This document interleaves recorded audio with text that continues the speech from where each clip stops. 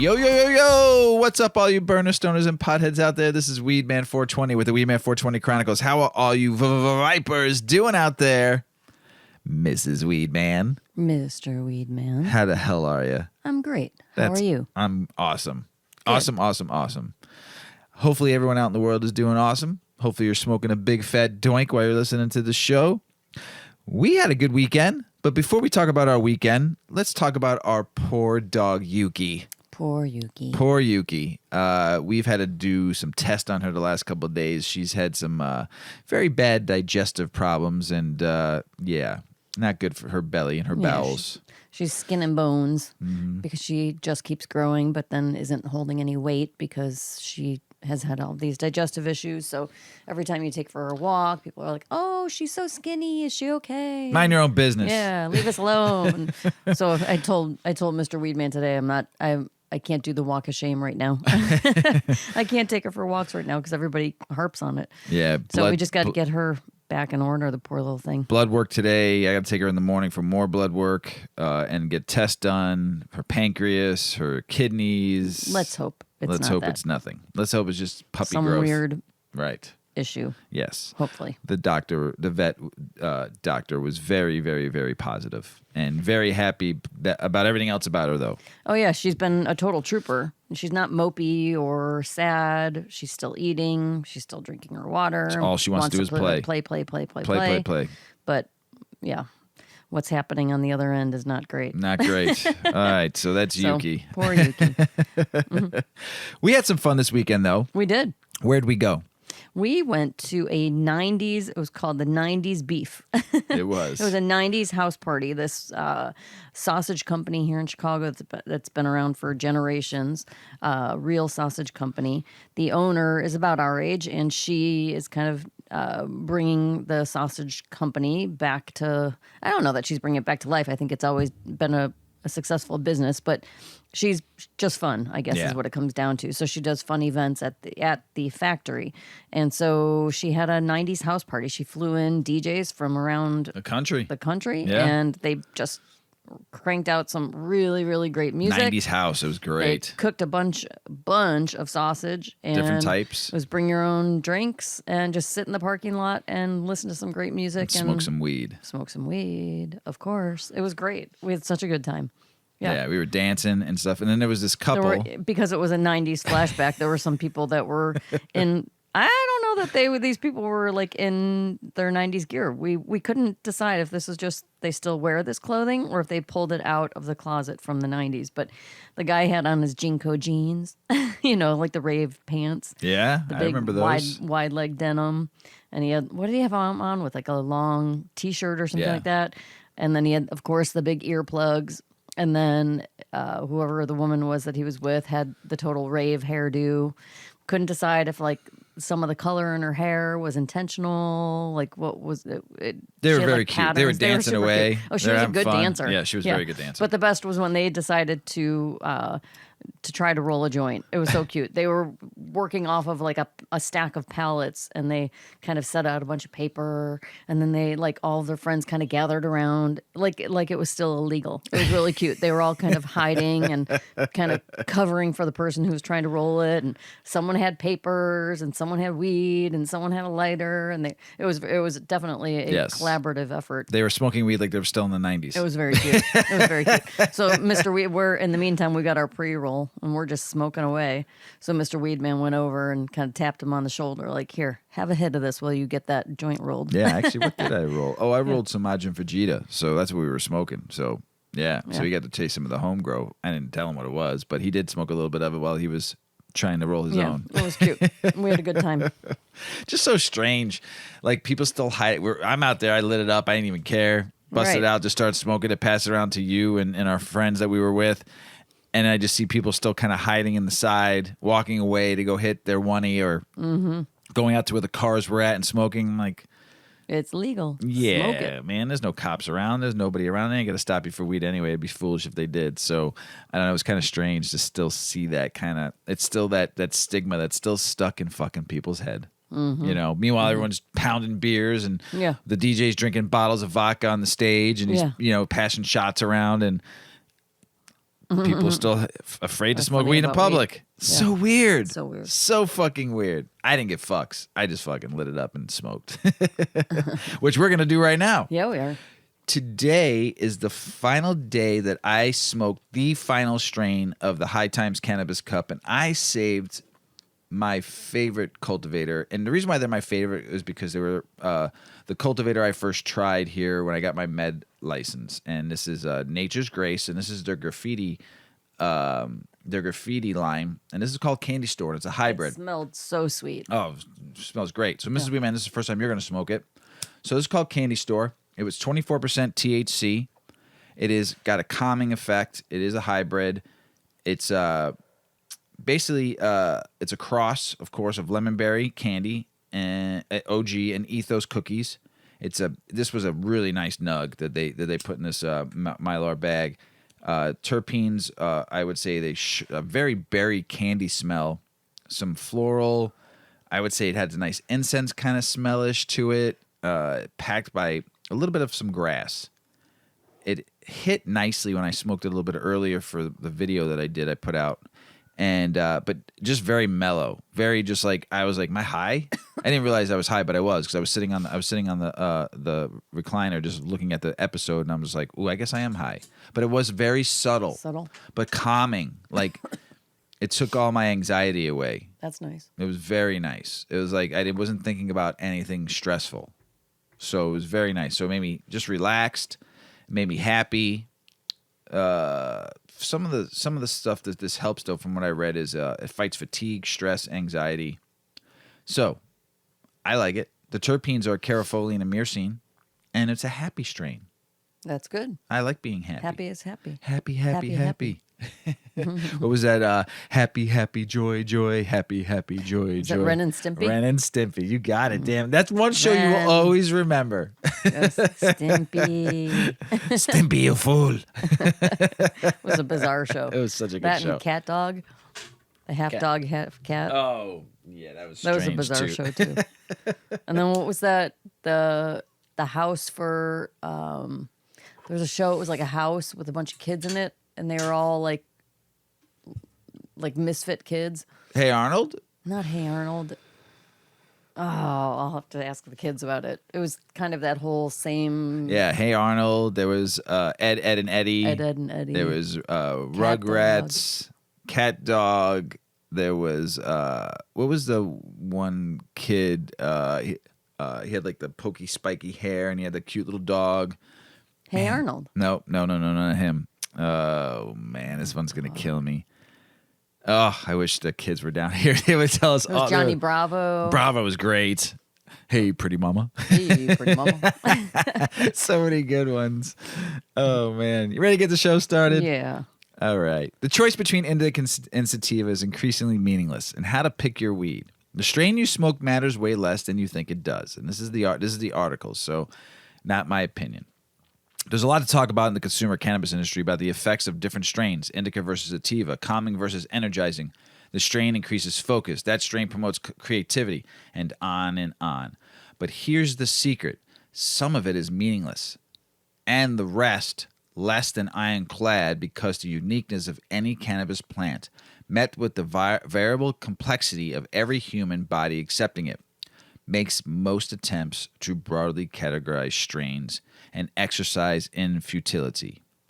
Even the primary way we group cannabis into either cannabis indica or cannabis sativa or hybrid of the two has its roots in unscientific weed lore and was molded and popularized by potheads, burners, and stoners operating in the shadows of the stigma of prohibition, and doesn't tell us as much as we think it does.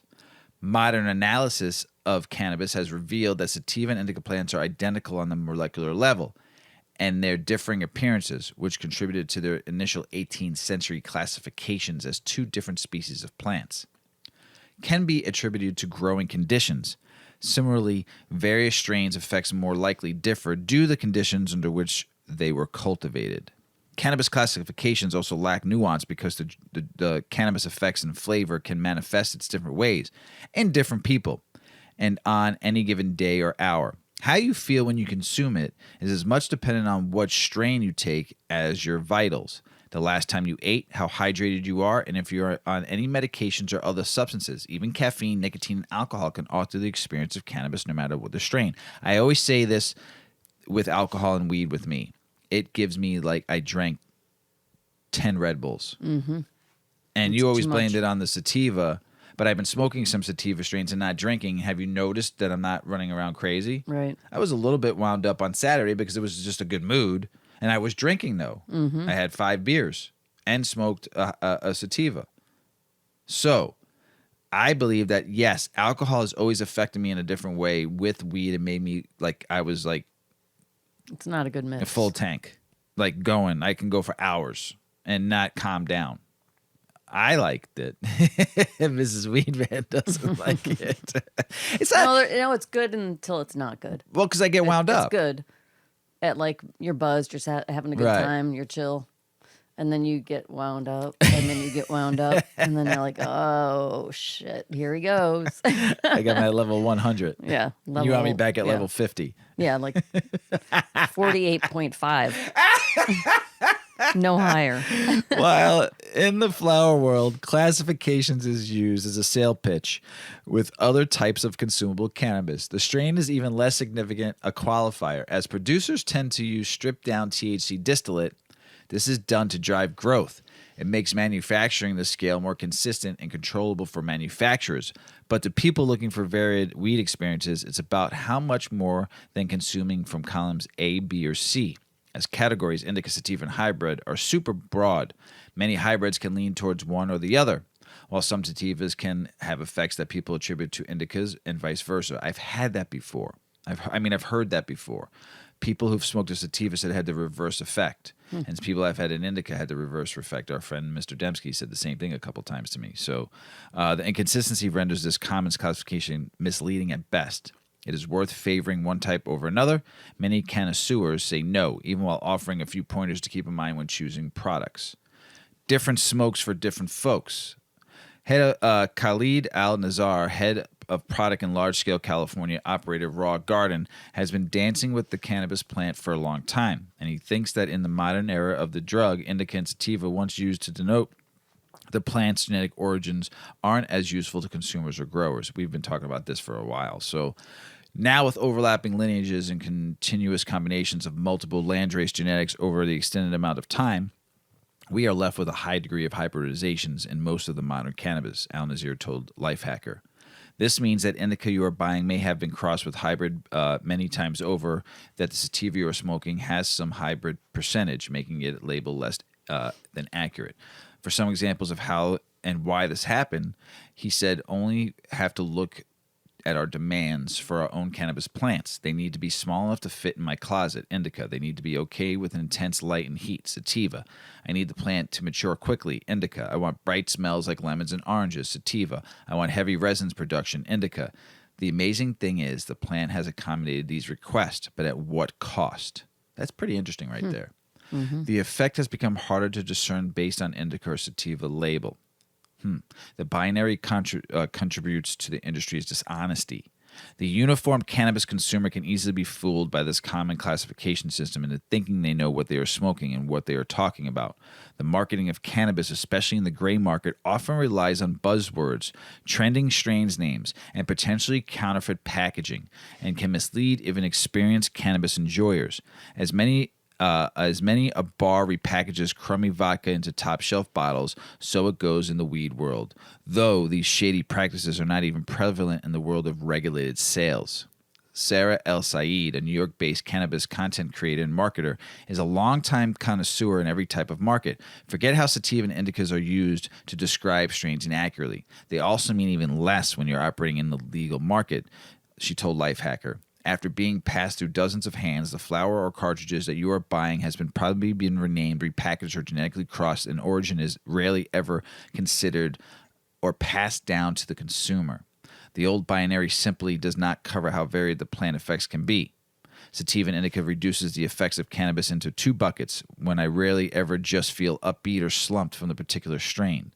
I'd rather hear more descriptive terms like productive, mood-enhancing, sedating, creative, tension-melting if I'm basing my purchase decision on desired effects I am seeking. So what will actually help you pick a strain? Brands are finding new footing here. Raw Garden, for example, has taken more interactive approach in guiding people into the right choice. They shifted into looking at aroma profiles as a key indicator for effects. They now list primary, secondary aroma descriptors on their packaging. That's interesting. Cannabis is a sense, a sea of maybes, just waiting to be engineered and legislated into surety. So no, there's no definable reason why or how your cannabis products does this. Sorry. The current best practices is if you like the way it smells and tastes, you will likely enjoy the way it feels. It also is fun to try a bunch of different kinds and see what happens. So I'm going to say something. This is a really good article, but I was with Mr. G, and he picked up a gram of butter, and it was a cheese strain. It smelled like fucking the sharpest charcuterie blue cheese, but it made me high just smelling it. Whoa. And it turned me off, period. And when he went home and smoked it, he goes, it was awful. The Really? taste. Oh. He said, it got me high, but it did not agree with me at all. I said, dude, I almost threw up when I smelled it. It was disgusting. Somebody might enjoy that. Right. To me, it was like it was gross. It was like utterly like turned me off, and I said, dude, I would never smoke that. Right. It turned me off. What the was smell. It was a cheese strain. I can't remember, but it was butter. It was a concentrate, and it was Nasty. harsh, so harsh. So yeah, it just depends, and I agree with that a lot. Working out, fitness, Weed. Tell us about it. Well, more people are using weed for off-the-couch activities like work, fitness, and intimacy. A study undertaken by the San Francisco-based cannabis delivery platform Ease found an increasing crossover between cannabis use and off-the-couch activities, including work, fitness, and intimacy, reported Adweek. It may sound counterintuitive, but cannabis for responsible adults does exist, said Elizabeth Ashford, Vice President of Communications at Ease. We're seeing an integration of cannabis into parts of life where we previously didn't see it. It's not about waking up and hitting a bong, Ashford told Adweek. Some people might take a 2 milligram sativa edible like someone else would drink espresso in the morning. The study, which included 1,100 Ease customers, found the following. 43% of users polled said they microdose cannabis prior to clocking in on their jobs. 40% of those people have a full-time employment. 36% reported that productive is their favorite kind of high.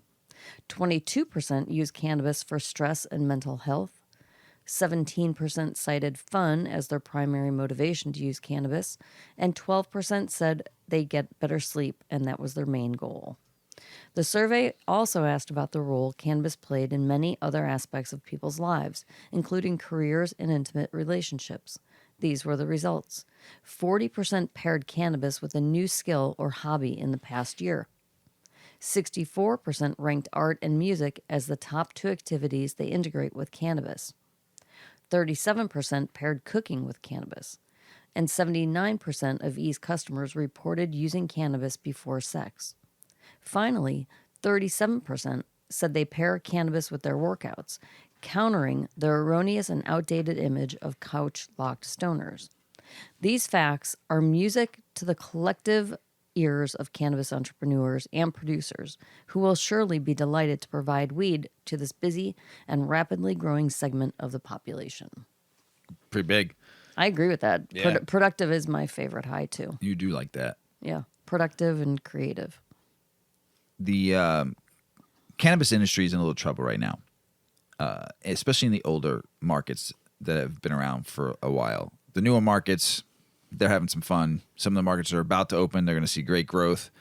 But the OG market is taking a beating right now. Everyone said cannabis wouldn't get in any trouble. We wouldn't see any inflation. Can't hurt cannabis. COVID didn't hurt cannabis. Cannabis is in trouble. And there is a lot of companies right now that are hemorrhaging money, that are going out of business. Government, multi-state operators, hedge fund people, fucked this up so bad. Something that could have been so good, especially government and big money people, I think are the two worst enemies right now in the cannabis industry. So this article is by High Times. It's called Craft, the Beating Heart of Cannabis Industry. And you know how I feel about craft. I came from the craft beer industry. Listen, that word craft has been thrown around a lot, and I still believe that the craft beer industry is not truly craft either, unless you're just a home brewer at home crafting your business. You're crafting your expertise. You're crafting to be able to one day maybe go into business. And most craft breweries are being bought out by macro breweries. Your Buds of the world, your InBevs, your Heinekens of the world, they're getting bought out by larger companies. You're going to see it happening with the cannabis industry. A lot of people are getting in the industry to sell in 5 or 10 years and make $1 billion. You saw it with a lot of craft breweries. They sold into the bigger macro breweries. It's still beer in the end. It's just beer. And the ingredients you put in is the same ingredients a macro brewery is putting in. You're putting it in hops, malt, water, CO2. Not all of you guys are and gals and brewers out there are using organic material, and neither is macro breweries. And you're only considered a craft brewer if you brew under 1 million barrels or something like that. So, I don't know. I mean, it's just beer at the end of the day. I'm just drinking beer with alcohol in it. But people like the human story behind a craft brand. But because you feel like you're supporting a friend in business. It doesn't feel like you're supporting, you're not, it's just a company. What about the ones that sold out?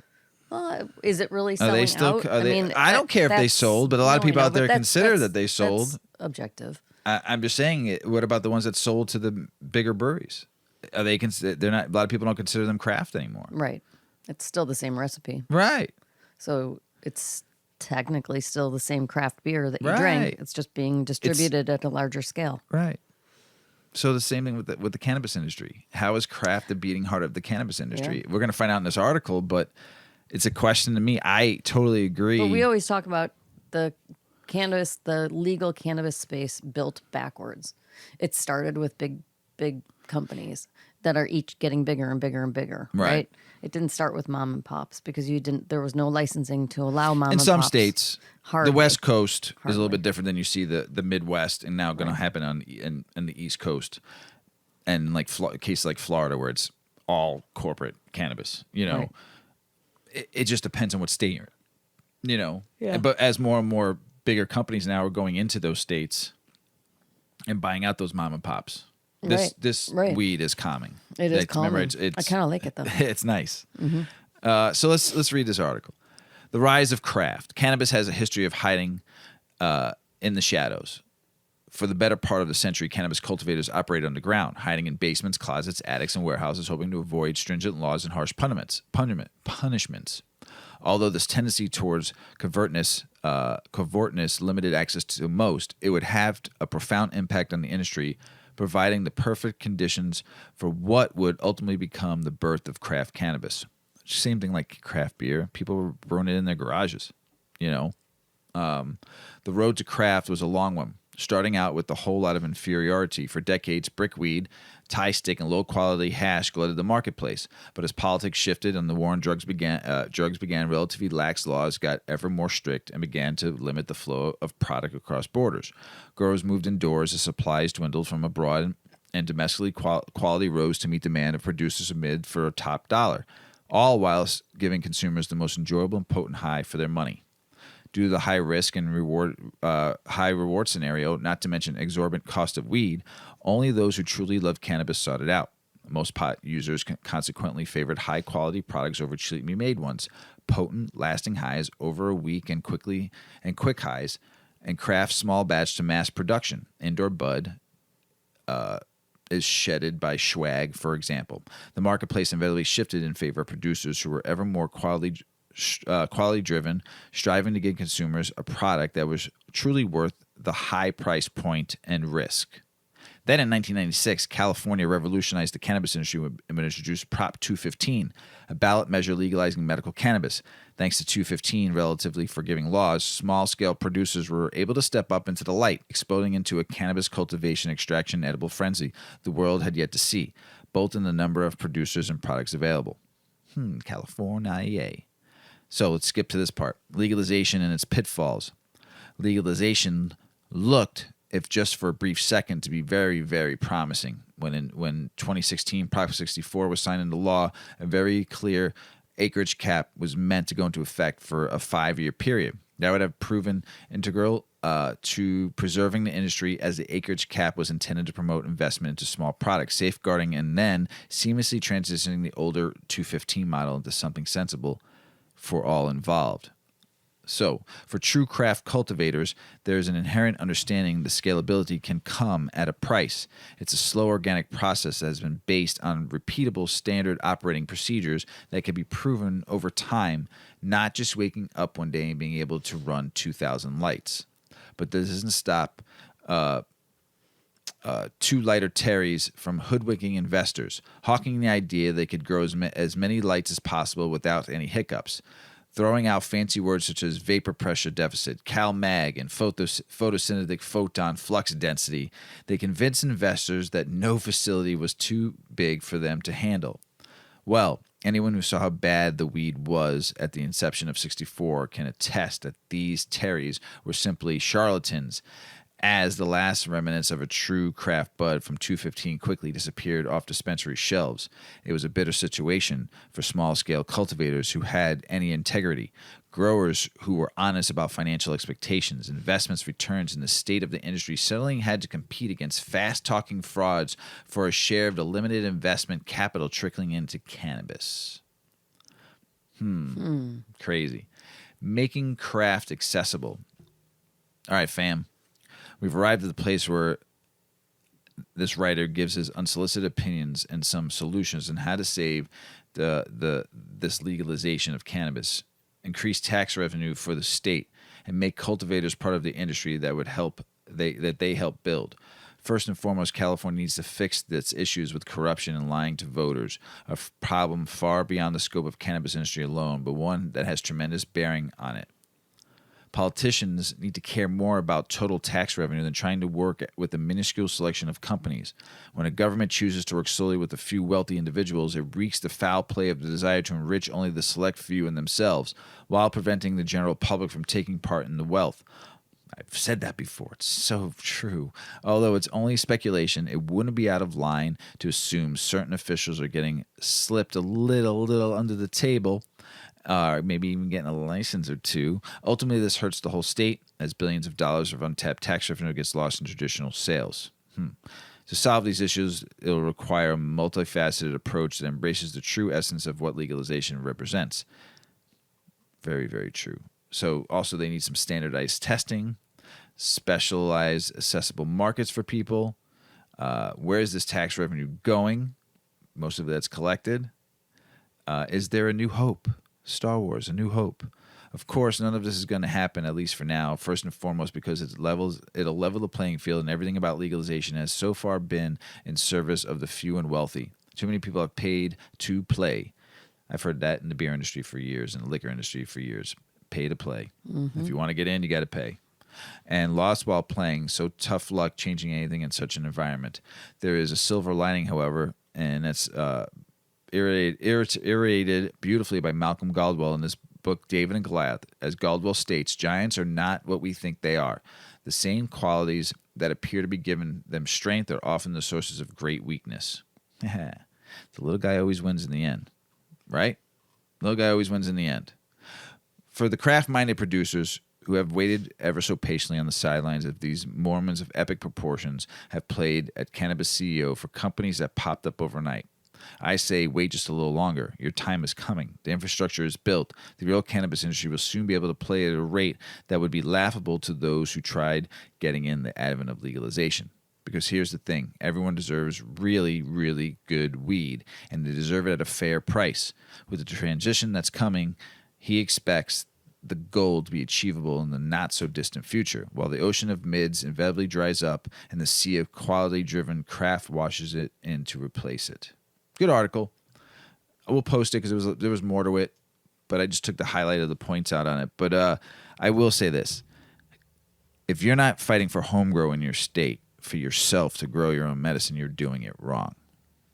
You're doing it wrong. I don't care if there's craft growers out there.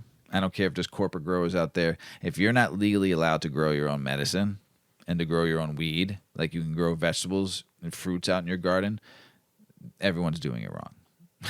Because you're talking about the people writing the laws. Yeah. Passing the laws. And the people who aren't fighting to get these laws passed. Right. So mixing a lot of stuff. We've talked about caffeine and alcohol. We've talked about melatonin. Just some more knowledge, right, Ms. Weedman? Yeah. Mixing weed. How cannabis interacts with melatonin, caffeine, and alcohol. Consuming both melatonin and weed at the same time can make you extremely sleepy, drowsy, and sedated. Here's how weed might affect you when combining it with caffeine and alcohol. Many of us consume a wide range of substances to help keep us sane in this crazy life. Coffee to help wake us up and be productive, alcohol for celebrating or decompressing, and melatonin as one of the most common over-the-counter sleep aids for those sleepless nights. But with more people consuming cannabis, how do these interactions play about? Coffee. According to experts, the majority of Americans consume some kind of coffee drink daily. That's millions of people who rely on a cup of joe every day. And the number of people who consume weed continue to rise too. The euphoric bliss that comes with pairing coffee and cannabis is unlike any other.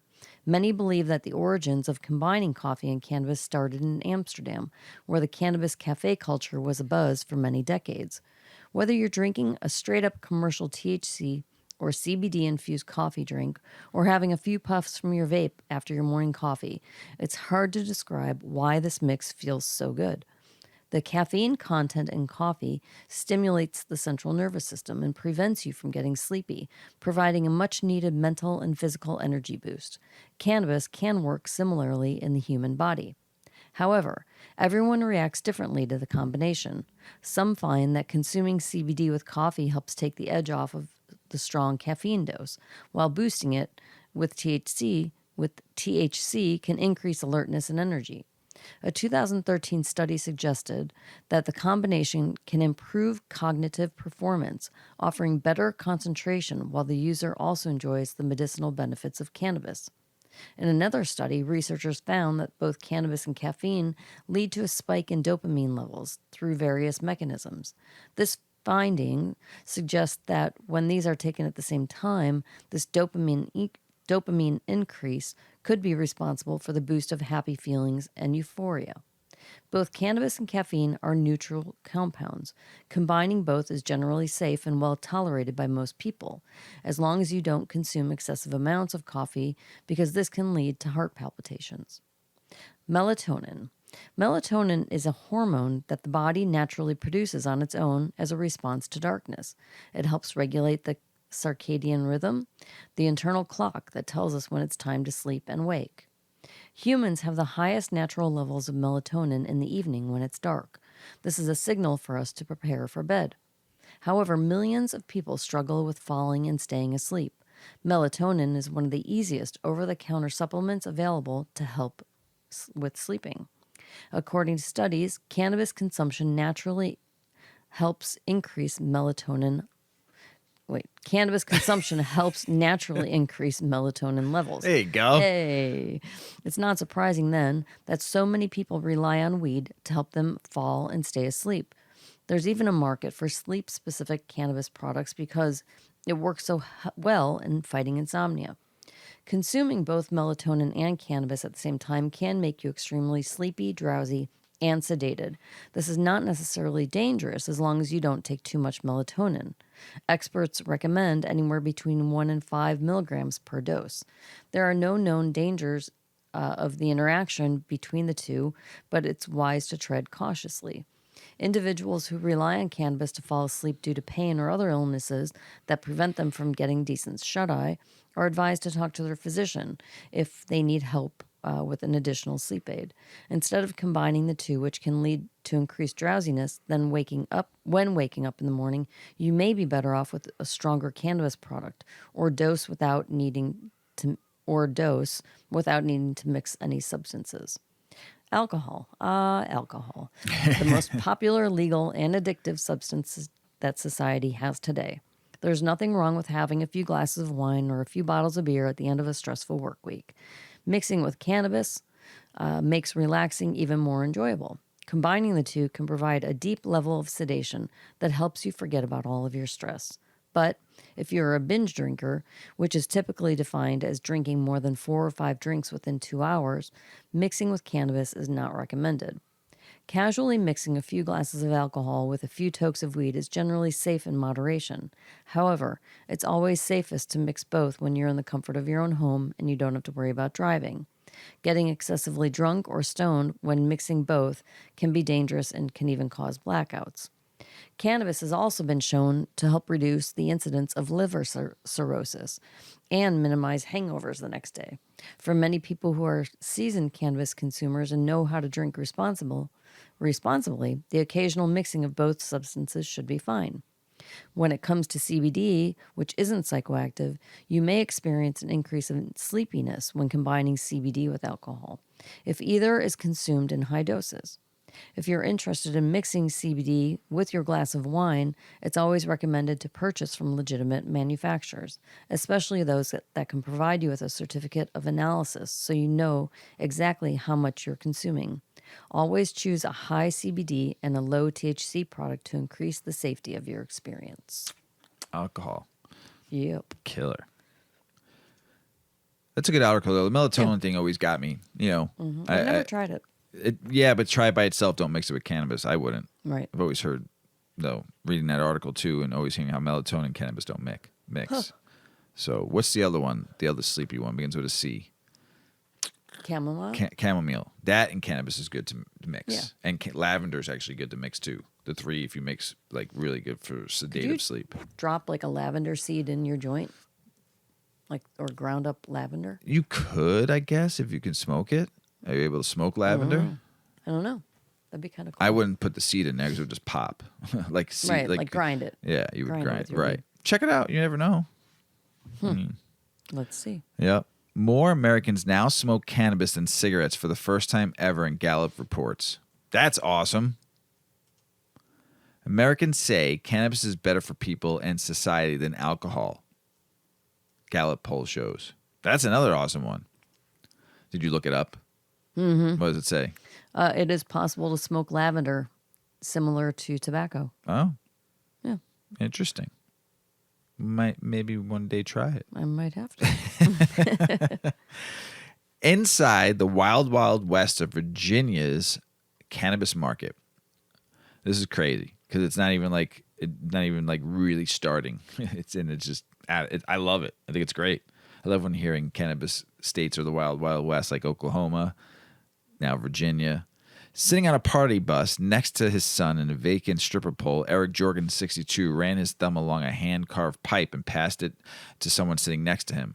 "Trust me," he said over blaring music, "every hit you get off this will blow your mind." A longtime woodworker, Jorgensen for years carved jewelry boxes and back scratchers. That's weird.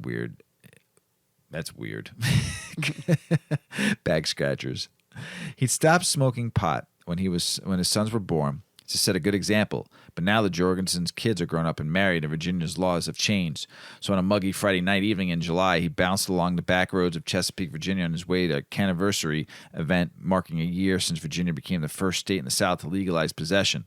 When the bus stopped, he carried his art down the stairs and into a wood cellaring where vendors lined the tables with THC-infused pipes and Tupperware containers full of bud for sale and show. Hell yeah, Virginia, baby. It's like the wild, wild west, he said.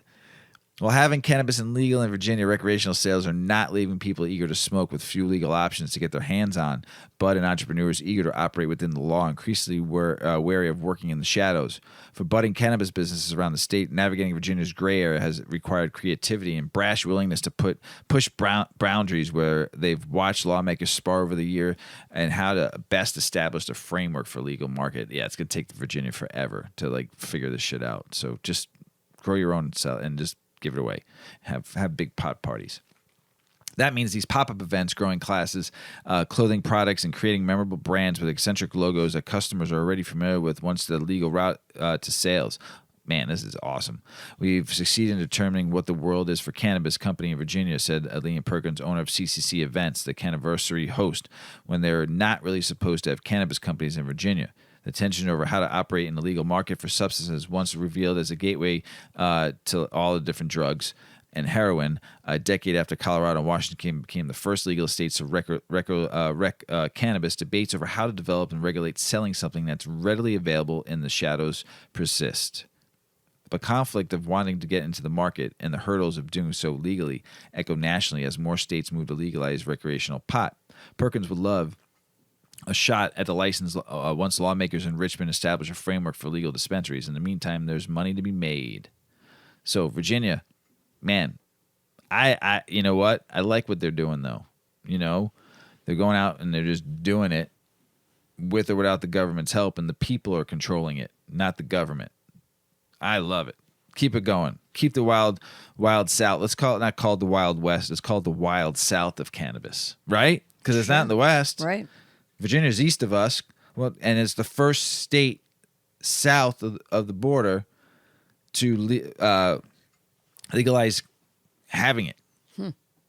Wild South. The wild south of cannabis is the state of Virginia right now. Good for you. Southeast. Yes, but south. It's south. Just south. Don't confuse me. Okay. Oh, shit, you're stoned, huh? Oh, yeah. I am. So the medical cannabis market to generate $54.34 billion by 2029. That's a lot of money. That's just the medical cannabis field. Here's something crazy. Florida Governor DeSantis suggests charging cannabis companies more to do business. We know it's medical in Florida. It's all corporate owned. It costs $52 bazillion to get a license down there. It's all MSOs down there. The only people that can afford it to get into the business is that. You have to have a lot of money. Just put it that way. And DeSantis wants them to pay more. So basically, no private person, mom and pop shop will ever in the medical market be able to open up anything in Florida the way they're going. Now, I don't even know if they'll be able to do it in let's just say when it goes rec. What is he going to charge? Probably more. It's just ridiculous that people can't be free in Florida to be able to get a license. It's crazy. Legal THC. We've talked about this so many times, yeah. Mrs. Weedman, just to help us both understand Right. the hemp-derived THC versus the cannabis plant-derived THC. And sometimes you still ask me. Yeah, I still get confused. I know it's a question that a lot of people have. And ask. Legal THC, what are we even talking about, right? So this is another article. Legal THC, your questions answered. So follow me. With cannabis still illegal federally, and in some states, I got to start that over. With cannabis still illegal federally and in some states, what's the deal with legal THC, seemingly available everywhere? That's the key, right? Signs bearing legal THC. Now, any state that allows cannabis to be sold, the cannabis has to be sold in a dispensary. So legal THC would have it that you wouldn't see THC for sale at a gas station or a smoke shop or a health food store because the cannabis plant, THC, can only be sold at a dispensary in every state that allows legal cannabis sales, right? So that's where it gets confusing. Like you drive past, you're in a state, maybe it's not even legal in that state. We saw it in Florida. Right. It's not legal. It's medically illegal there. And you're like, wait, THC at the gas station. I'm so confused. How do they sell it there? So that's what this is referring to, okay? Signs bearing legal THC have been popping up in windows of vape shops, gas stations, and wellness centers around the country. For many, especially those in states where cannabis continues to be illegal, this has caused confusion. After all, if cannabis is illegal federally and in a particular state, how are stores openly selling THC?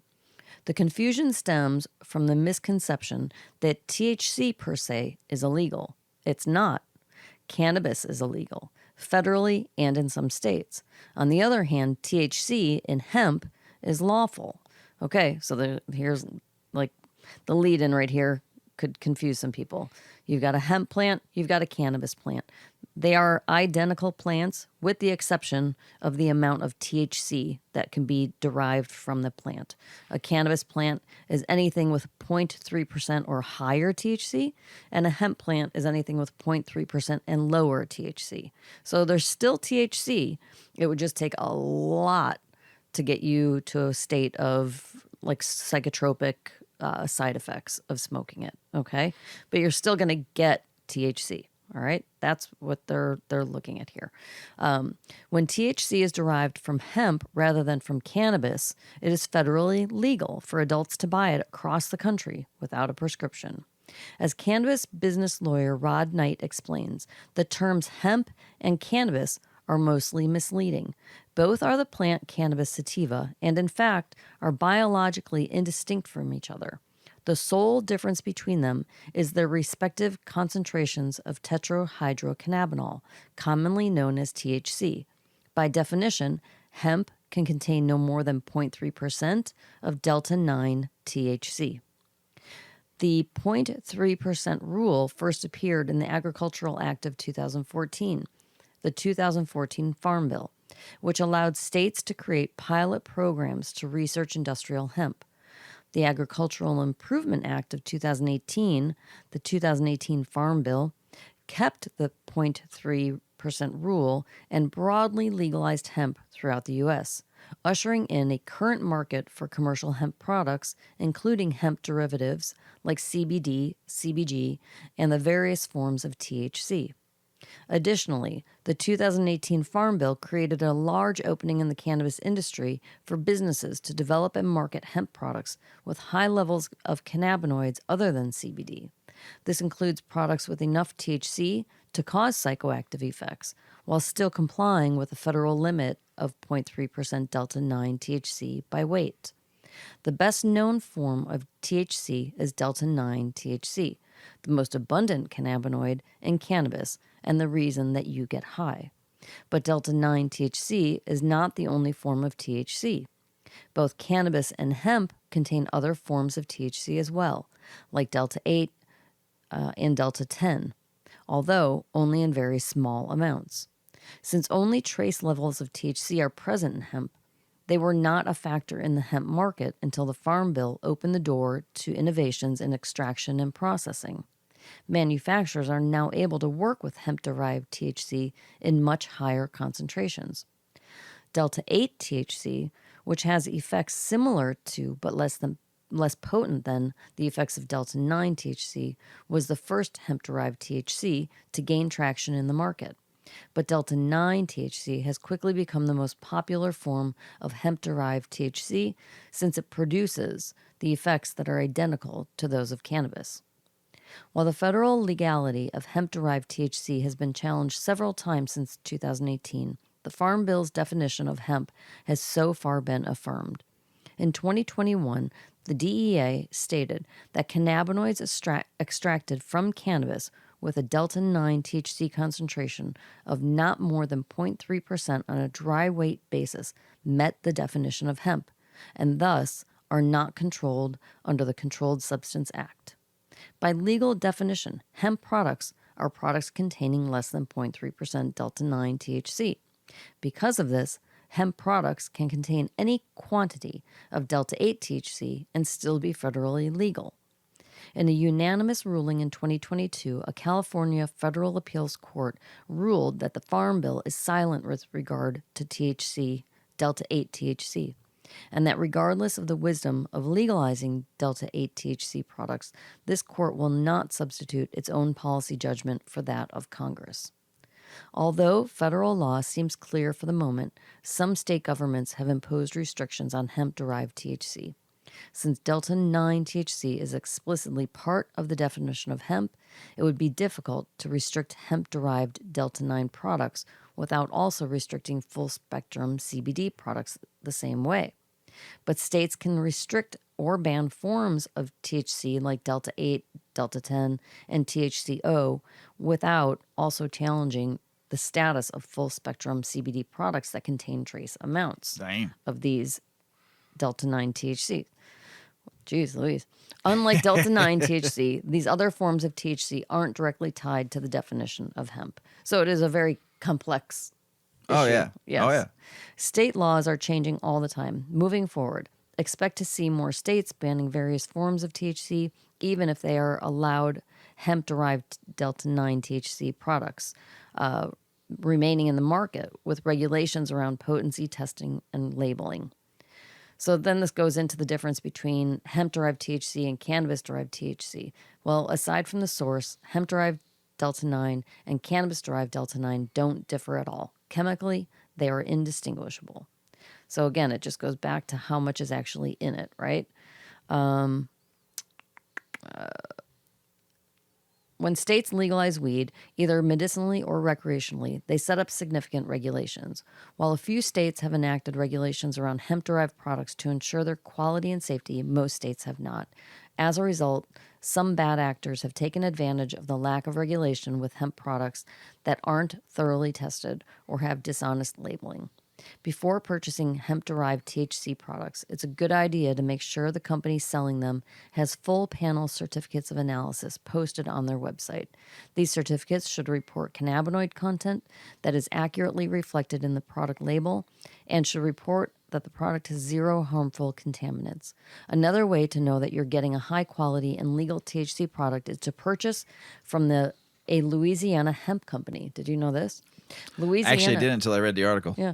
Louisiana has adopted the most robust requirements for registering consumable hemp products in the country. The requirements pertain to testing, ingredients, packaging, marketing, and a 21-year age limit for intoxicating hemp products, among other considerations. In order for hemp-derived THC products to be sold in Louisiana, they must meet all of these requirements and be approved by the Louisiana Health Department. You can see a full list of products approved for sale in the state of Louisiana on the Louisiana Health Department website. They currently allow all forms of hemp-derived THC as long as the finished product contains less than 0.3% Delta 9. Going a step further than federal law, the state also caps the percentage of total THC at 1%, one of several limitations intended to keep consumers safe while allowing a new market for hemp-derived THC products to grow. Pretty cool. Yeah, yeah. Are you understanding it more? Yeah. It's not easy. It's not. It's science. Science. Watch out. Europe is gaining ground over the U.S. in cannabis medicine. International news. And as we lack here in the States federal legalization, and not every state is legal yet, Europe has quietly been making strides in the cannabis industry. We've talked about Germany. We've talked about Malta. We've talked about Spain. We've talked about Switzerland, Luxembourg, Portugal. Looks like pharmaceutical and biotech company says the data is clear. Europe is about to take the lead of cannabis testing and clinical trials while the U.S. waits on federal legalization. International authority in developing large-scale cannabis infrastructures and the most advanced pharmaceutical cannabinoid products, Cezanne. This is a unique perspective on the cannabinoid medicine development in the U.S., Europe, and worldwide. If you live in Lisbon, Portugal, but you've also worked on numerous cannabis projects in the U.S., yes, and before that, he was a banker and a real estate developer. When in 2008 the real estate market collapsed, higher growth areas like cannabis became more interesting to him. So he left the U.S. to go to Europe because he sees opportunities are growing faster, bigger, and better than in the States, United States, that is. And also he agreed to source biomass from wherever in the world with legal cannabis. Programs like South Africa, Macedonia, Europe, Colombia, Uruguay, and now Thailand, which all these countries we've read about. Is there a country that you think that has the most perfect for cultivation? He says to look at some of the best cannabis before it was legal, like Mexico and Colombia and Africa and Thailand. All have perfect climate, labor cost, and growth advantages. The development process in the U.S. is very rigorous through the FDA. It's the same in Europe, he says, with the FDA-style approval in Europe, but it's going a little bit more smoothly than in the United States. Do they have sites on more European markets versus U.S.? The U.S. is the heavyweight champion of cannabis. It will continue to do so because it's a wealthy country and has incredible infrastructure in manufacturing, retail labs, distribution channels, and everything you can imagine, except that it operates in a bubble. Whereas we look at Europe as a global scale product. We're not making a product that will be sold in one state to a dispensary. We're making a product that will be sold almost every country except for the United States. India is starting to develop cannabis oil therapies. Brazil just got the first shipment of extract products, and Germany is on its way to going recreational. But it's not going to be regulated on a recreational level like it is in the States. It will be driven by the health minister who will treat it like a narcotic. The EU is the gold standard for global pharmaceutical production minus the United States. In Europe, we have distribution through the big pharma networks, which is a global distribution chain, and legalization spreads, so do the distribution channels. Europe is about to take off. And more access through Germany, Spain, and full-blown cannabis medical programs. SOSA made it easier for doctors to prescribe. Thailand, low cost, good weed, Thai sticks for everyone. South Africa and South America becoming leading exporters. You have countries like Uruguay looking to be the most extensive distribution hub for South America, and Colombia has the most successful public companies. Although Brazil hasn't figured out about manufacturing, they're big enough to import and distribute what they want to large populations. And of course, New Zealand is coming along now that Australia has a much better foothold. They've been doing better and great things over there. Do you see Europe leading cannabinoid medicine? The data is very clear. Europe is getting ground on testing. The U.S. is probably the heaviest weighting somewhere around 60%, but Europe is slowly gaining with 35+%, and the number is only growing. So the U.S. better watch out. Looks like Europe is just going to say, fuck it. This is our shot. Mm-hmm. So edibles again, gummies, one of the hardest things to make that we've tried to do, and we never got it right. So we stopped making them. I know. I don't think we tried enough. No, but the few times that we did, I think we like 5 or 6 times. I still think the gummy worms you made were the best. Yeah. Those were the best. People make it look so easy. I know. I follow a bunch of people on social media that bake all the time and make everything look so simple. I just haven't had luck with it yet. New book, though. Yeah. So we have a new book that teaches you how to make weed gummies at home. Monica Lowe's first experience with weed was much like many of ours. Sketchy baggies of questionable quality cannabis inhaled hastily in a college dorm room to ease social anxieties and spur art school creativity. This was before legalization, before hip packaging, home deliveries, and reliable doses, the wild west of weed, which was not all that long ago. But her journey to becoming who she is today, founder of Sue Weed, a company I think that's showcasing... very unique. It's cute. It's awesome. A company showcasing the superfood qualities as opposed to psychoactive properties of cannabis, and author of the upcoming book, The Weed Gummy Cookbook, her story with cannabis started with a herniated spinal disc in 2015. My doctor had prescribed a mixture of opioids and acetaminophen, but they wrecked my stomach, making the whole situation worse, Lowe said. I eventually tried a cannabis edible my roommate brought home from a dispensary, and that night I slept so well. Well rested for the first time since her injury, Lowe woke up knowing she had to figure out how to make her own safe edibles. Her small San Francisco apartment had a strict no-smoking policy, so cooking fragrant cannabis on a stovetop was out of the question. Instead, she parlayed her professional experience as a sous vide startup into innovation. Since the cannabis flower and cooking oil are sealed in an airtight bag and placed under water to infuse, there's no smell, she says. Plus, I can make multiple cannabis infusions at once, using all of my favorite cannabis strains. Sue Weed, we love a good pun, was born. touting cannabis-infused recipes from an Asian American kitchen. The site features a variety of recipes, from Basque cheesecake to Taiwanese braised pork over rice. Sounds It delicious. does. The medicated dishes helped Lo with the pain management of her injury, and the blog helped her find her voice and tapped into an industry that was increasingly profitable. Lo's cookbook, out today on Ulysses Press, is the culmination of her hard work in the recipe development and innovation. But realistically, Lo says, it was likely greenlit because of the pandemic, with its languid hours of quarantine and worry of lung issues. It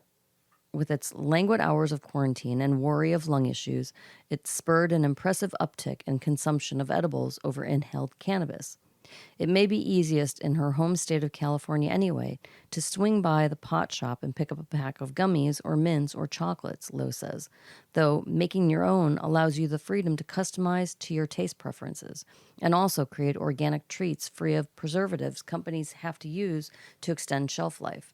To create the book, which she wrote and photographed, every surface in the house was covered with gummies and candies, she said. I started each recipe out without the cannabis infusion, so I could get the process and flavors down right without wasting my precious cannabis. Since I was pregnant, I packaged up infused treat boxes to deliver to friends so they could be my taste testers. She delivered her baby the same week as the book manuscript. Speaking of motherhood, I needed to know how Lo's own parents feel about her being a boss in the cannabis industry. She laughs. She says they're at peace with it now, but definitely weren't in 2015 at the start. I had to bring it up to them because the San Francisco Chronicle wanted to interview me, and I felt it would be better for them to hear it from the source rather than reading about it in the paper, Lo says. They were initially very concerned, mainly because of the stigma around cannabis and the lack of education on its medical use. The stigma Lo speaks of is well known. Cannabis's medicinal use, particularly in Asia, less so. Recognizing that, did that even make any sense? All right. In the Asian culture, there's a lot of stigma, even if it's medicinal. Recognizing that I'm really high. I told you this strain is just really calming. I don't feel like I just feel really slow. I don't feel couch locked. No. But just calming. Yes. And like I have no worry like right now. So it's a good strain.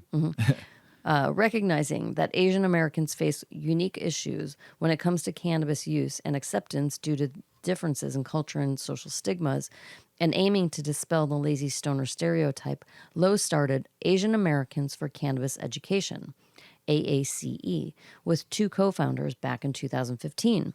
Still, it took some time for her parents to come around.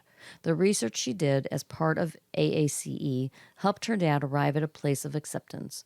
Her mom took longer, though. I flew her out to San Francisco from Dallas and had her tinker in the kitchen with me as a bonding experience. I wanted to show her how I use cannabis infusion in our family recipes, and we worked together on this infused XO sauce, an oyster maison, she says. You'll find the imprints of Lo's familial and cultural background throughout the book, which is really what makes this an exceptional read. Not only is it a guide to creating your own edibles at home, but it's one that highlights more typically Asian flavors and dishes, like snowflake crisp nougat and lychee jelly. Grab a copy today. Hell yeah. Yeah. Sounds good. Need to make some of those. I know. Pro wrestler Kevin Nash, Big Sexy, and also founder of the NWO, Too Sweet, started his own cannabis company. And he's got some cultivators in Michigan making some cannabis for him, and it's called Hyman Cannabis. Another superstar, another star starting their own cannabis line, getting into the game, partnering with a cultivator in different states, using their name to build a brand. Good for him. I like wrestling. So, Mrs. Weedman, got anything else to say? Let's smoke some more. We will. We will. We're going for a little couple mini day vacation with Yuki. Yeah, we are. Mrs. Grandma Weedman's in town.